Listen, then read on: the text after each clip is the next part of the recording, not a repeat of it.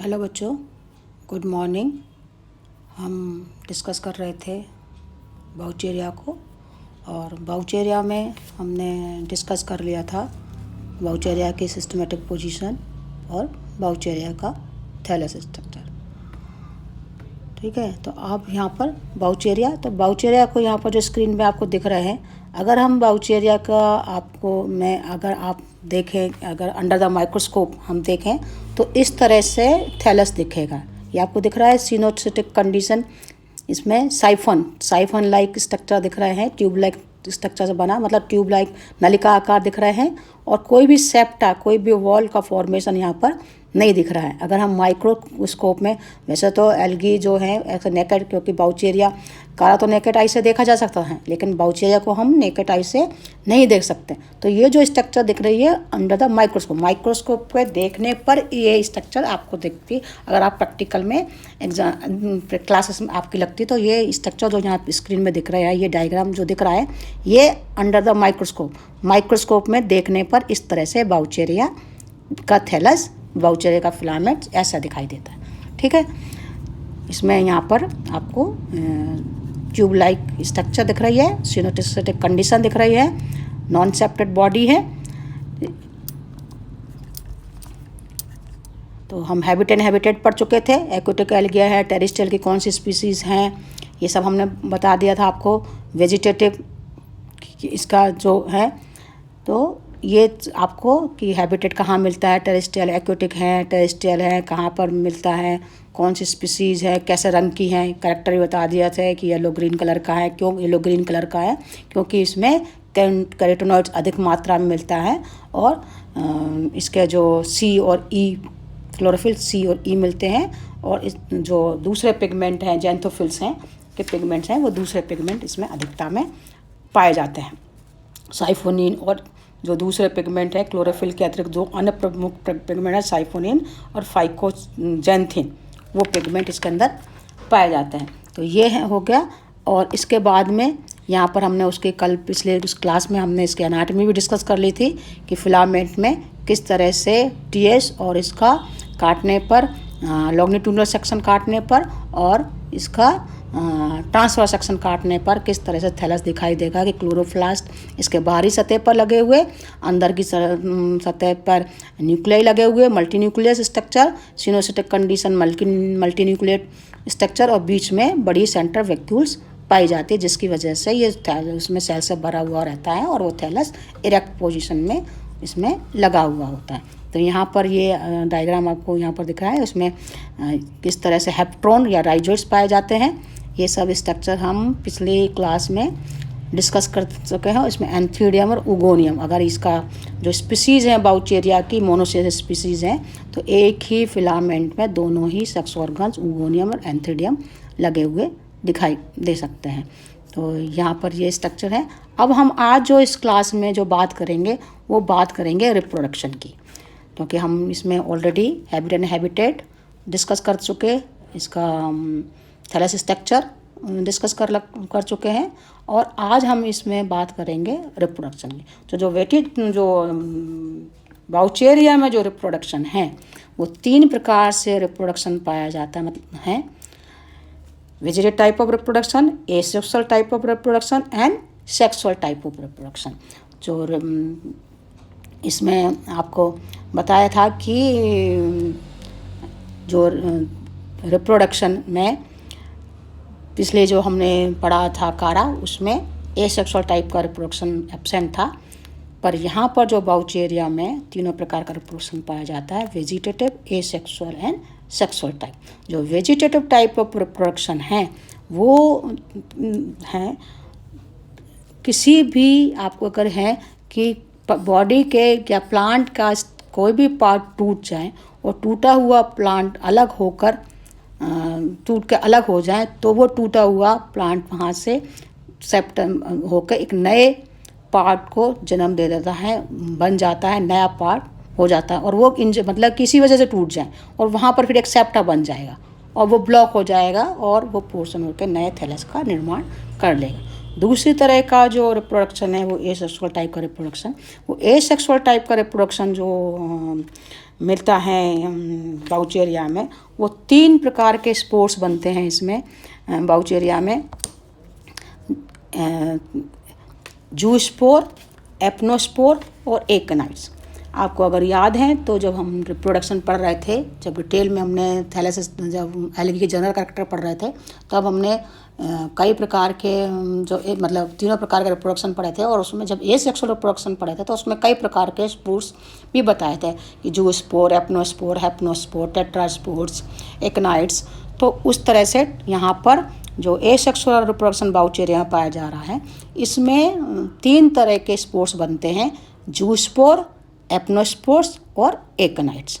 तो अब यहाँ पर जो हम बात करेंगे एसेक्सुअल रिप्रोडक्शन बाय जूस्पोर्स के द्वारा।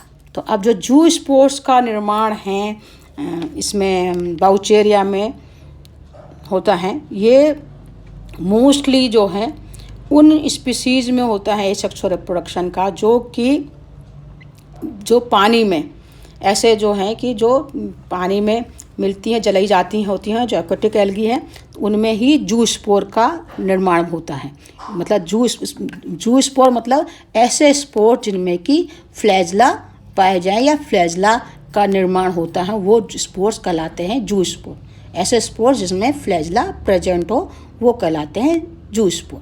तो कैसे वो बनते हैं बाउचेरिया में जूस्पोर का फॉर्मेशन कैसा होता है, इसके लिए इसमें क्या है कि जो इरेक्ट ब्रांच हैं, जो शाखाएं हैं बाउचेरिया की, उसमें कुछ शाखाएं का ऊपरी हिस्सा, यहाँ पर आपको अगर ये दिख रही है, ये ब्रांच आपको यहाँ पर ये दिखिए, पहली जो है ए नंबर की ब्रांच है, ये ब्रांच ले ली है बाउचेरिया की, इरेक्ट ब्रांच।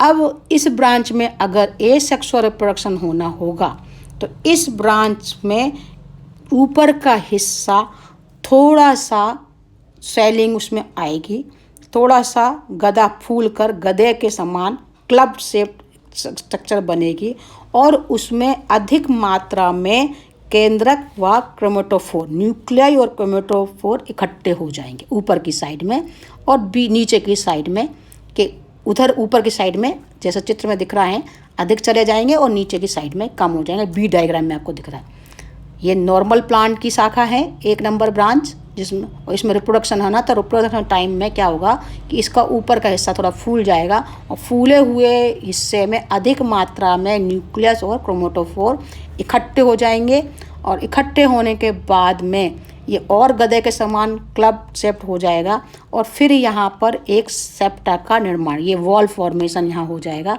सेप्टा का निर्माण हो जाएगा। सी स्ट्रक्चर में आपको दिख रहा है, यहाँ पर एक सेप्टा का निर्माण हो जाएगा, और ये जो ऊपर का हिस्सा कहलाएगा जूस्पोरेंजिया। क्या कहलाएगा ये ऊपर का हिस्सा कहलाएगा जूस्पोरेंजिया। ब्रांच से किस तरह जूस्पोरेंजिया का निर्माण हुआ, क्लब शेप फूलकर गधे के समान स्ट्रक्चर। अब ये जो गधा के समान जो स्ट्रक्चर बन गया है, इस गधे के समान फूलकर स्ट्रक्चर बन गया, और इसमें अब होगा इन्वर्जन के टाइम में जो होगा कि जो इसके नेचुरल स्थिति में आपने देखा होगा कि इसमें जो वो थे क्रोमेटोफोर थे वो बाहर की साइड में लगे थे और न्यूक्लियस अंदर की तरफ थे। अब इसमें क्या होगा कि इस पूरे स्ट्रक्चर में न्यूक्लियस बाहर की तरफ आ जाएंगे, न्यूक्लियाई बाहर की तरफ आ जाएंगे, और जो क्रोमेटोफोर हैं वो अंदर की तरफ चले जाएंगे, और फिर हर न्यूक्लियाई में होगा क्रोमेटोफोर ब्लिफेरोप्लास्ट डेवलप होंगे, और वो ब्लिफेरोप्लास्ट में हर ब्लिफेरोप्लास्ट में डेवलप हो जाएंगे फ्लैजला। तो फ्लैजला डेवलप होने के बाद में इसके ऊपर का जो स्ट्रक्चर है वो टूटेगा, अलग होगा, बाहर निकलेगा स्ट्रक्चर, और ये जो जूस्पोरेंजिया से एक बड़े आकार का सिंजूस्पोर बाहर निकल के मल्टीफ्लैजलेट स्पोर, बहुकेंद्रीय अंडाकार जूस्पोर बन के होगा, और ये भरकर बाहर निकल जाएगा, और ये जो कहलाएगा ये कहलाएगा डेवलपमेंट, ये लिबरेट होके सिंग, क्योंकि ये एक बड़ा जूस्पोर से बड़ा साइज़ का है, मल्टीफ्लैजलेट। क्या है ये? मैच्योर जो जूस्पोर्स हैं गोल या अंडाकार होगा, मल्टीफ्लैजेलेट हैं, मल्टी न्यूक्लिएट हैं, बहुत सारे क्रोमेटोफोर इसमें प्रेजेंट हैं और बीच में इसमें एक वैक्यूल्स भी प्रेजेंट होती हैं। अगर इलेक्ट्रॉनिक माइक्रोस्कोप के द्वारा देखें तो इसके अंदर एक वैक्यूल्स भी होते हैं और इसके केंद्रक में बहुत सारे फ्लैजला जो हैं वो असमान लंबाई की होती हैं। हर उसमें किनारे पे एक असमान लंबाई की फ्लैजला होती हैं। ये जो अब जो जूस्पोर बन के निकला है, ये जूस्पोर्स निकल के बाहर निकल आएगा और बाहर निकलने के बाद में इसको क्या कहते हैं, सिनजूस्पोर। ऐसा लगता है कि ये ग्रुप ऑफ बहुत सारे जूस्पोर से बना है, लेकिन ये बड़ा जूस्पोर है और इस तरह के जूस्पोर कहलाता है सिनजूस्पोर। यहाँ पर भी दिख रहा है जूस्पोर ना क्या कहलाता है, सिनजूस्पोर। एग्जाम में कभी कभी पूछ लिया जाता है व्हाट इज सिनजूस्पोर, तो ये सिनजूस्पोर हो जाता है। इसके बाद में इसका सिनजूस्पोर से जो है वो किस तरह से जर्मिनेशन होगा, जर्मिनेशन ऑफ जूस्पोर, इससे निकल के आया बाहर, लिबरेट हुआ। लिबरेट होने के बाद में कुछ समय तक ये पानी में स्विम करेगा। स्विम करने के बाद ये अपनी सभी जो इसके फ्लैजला हैं ये विड्रॉ कर देगा। फ्लैजला इसके निकल जाएंगी और फ्लैजला होने के बाद में ये फ्लैजलेट हो जाए। देखिए आपको यहाँ पर दिख रहा है कोई भी फ्लैजला इसके बाद नहीं है। और फिर ये जर्मिनेट इसमें निकलेगा। जर्मिनेट होने पर ये इसमें एक साइफन लाइक आउटग्रोथ निकलेगी, ट्यूब लाइक स्ट्रक्चर निकलेगी। और जो ट्यूब लाइक स्ट्रक्चर निकलने के बाद ऊपर की ये एक तो ऊपर की तरफ शाखा कार्य करेगा, ब्रांच की तरह कार्य करता रहेगा जो इरेक्ट ब्रांच बनाएगा, और दूसरी जो है वो नीचे जाके राइजोइड या उसके हेप्ट्रोन का कार्य करेगा। तो इस तरह से एक सिनजूस्पोर से एसेक्सुअल रिप्रोडक्शन बाय जूस्पोर के द्वारा किस तरह से नए बाउचेरिया का निर्माण हुआ वो बनकर तैयार हो गया। दूसरे तरह का जो रिप्रोडक्शन स्पोर्स जो बनते हैं वो है एपनोस्पोर। जो एपनोस्पोर्स का रिप्रोडक्शन है वो जो टेरेस्ट्रियल एल्गी हैं, जो पानी ये जो हैं उनमें टेरेस्ट्रियल जो स्पीसीज़ हैं जो पानी में नहीं पाए जाती हैं। और आपको अगर याद होगा कि जूस्पोर ऐसे स्पोर जिसमें फ्लैजला पाए जाएं, एपनोस्पोर वही स्पोर्स है लेकिन उनमें फ्लैजला नहीं पाए जाते। एपनोस्पोर्स में क्या है, फ्लैजला नहीं पाया जाता। तो ये उन स्पीसीज़ में बनते हैं जिनमें कि जो कि टेरेस्ट्रियल स्पीसीज़ हैं जो मोस्ट प्लेसेस पे पाई जाती है, पानी में नहीं बनते हैं। ठीक उसी तरह से इनमें भी वही होगा कि जिन थैलस के जो ब्रांच में रिप्रोडक्शन में पार्टिसिपेट करना है उनके ऊपर के हिस्से का ब्रांच का हिस्सा फूल जाएगा और वो एज ए स्पोरेंजिया की तरह काम करने लगेगा। अधिक मात्रा में उसमें क्रोमेटोफोर और न्यूक्लिया इकट्ठे हो जाएंगे, सेप्टा का निर्माण हो जाएगा और सेप्टा का निर्माण होने के बाद में वो वहाँ से टूटेगा और बाहर निकल के नए प्लांट को, नए अंकुरित होके एपनोस्पोर्स, ये क्या कहेंगे, एपनोस्पोर, नए प्लांट को जर्मिनेट कर देगा। तो ये दूसरा तरह का रिप्रोडक्शन हुआ बाय एपनोस्पोर। तीसरे का तरह का जो रिप्रोडक्शन है वो एक्नाइट्स। एक्नाइट्स भी आपको अगर याद होगा कि एक्नाइट्स में जो है वो प्रतिकूल परिस्थितियों में कुछ स्थलीय जो टेरेस्ट्रियल स्पीसीज़ हैं अनफेवरेबल कंडीशन में जब वो आ जाती हैं और जब प्लांट के थैलस को लगने लगता है, अनफेवरेबल कंडीशन मतलब बरसात कम हो गई या ड्राई होने लगा, तो उस टाइम जब रिप्रोडक्शन हो रहा होता है या तो वो रुक जाता है। रुक जाने पर वो वहाँ पर अपने चारों तरफ पूरी मोटी भित्ति का, बहुत मोटी भित्ति का निर्माण कर लेती हैं और मोटी भित्ति का निर्माण करने के बाद में छोटे छोटे खंड में बन जाते हैं, उसके छोटे छोटे पोर्शन बन जाते हैं मोटी भित्ति वाले, जिनमें अधिक मात्रा में जीवद्रव और ऑयल ड्रॉप पाए जाते हैं प्रत्येक। और जैसे ही इन जो छोटे छोटे ये स्ट्रक्चर बन गए, इन स्ट्रक्चर में स्पोर्स के अंदर हैं पर थिक वॉल हो गया क्योंकि इनको जीवित रहना है, ड्राई हो गया चारों तरफ और इनको ये बाहर नहीं निकले और इन्होंने हेप्नोस्पोर, जिसको हैं हेप्नोस्पोर भी कह सकते हैं, और सिस्ट बन गई तो ये हो गए एक्नाइट्स, मतलब मोटी भित्ति वाले स्पोर्स बन गए या पोर्शन बन गए या बन गए, ये सिस्ट बन गई। और ये जब फेवरेबल कंडीशन आती हैं, अनुकूल परिस्थितियां होने पर ये सिस्ट जो हैं टूट कर अलग अलग हो जाती हैं और हर सिस्ट टूटने के बाद में यहाँ से निकल के बाहर पोर से बाहर निकल आई होके और हर सिस्ट टूट कर निकल के अमीबेट के लाइक स्ट्रक्चर हो जाती है। अमीबा के समान छोटी बड़ी हिस्सों में टूट सकती है और हर ये जो टूटा हुआ हिस्सा है एक नए पश्चात अमीबीकृत करने के बाद में अपने चारों ओर वो करके एक नए जर्मिनेट करके नए थैलस का निर्माण कर लेती हैं बाउचेरिया का। तो ये बात है कि एसेक्सुअल रिप्रोडक्शन के द्वारा बाय जूस्पोर, बाय एपनोस्पोर और बाय एकनाइट किस के द्वारा बाउचेरिया में जो है नए थैलस का निर्माण हुआ बाय एसेक्सुअल रिप्रोडक्शन। तो ये आपको हो गया। अगली क्लास में हम जो डिस्कस करेंगे वो करेंगे सेक्सुअल रिप्रोडक्शन बाउचेरिया में कैसा पाया जाता है। ओके बच्चों, थैंक यू वेरी मच। तो ठीक है, ये आपको समझ में आ गया होगा।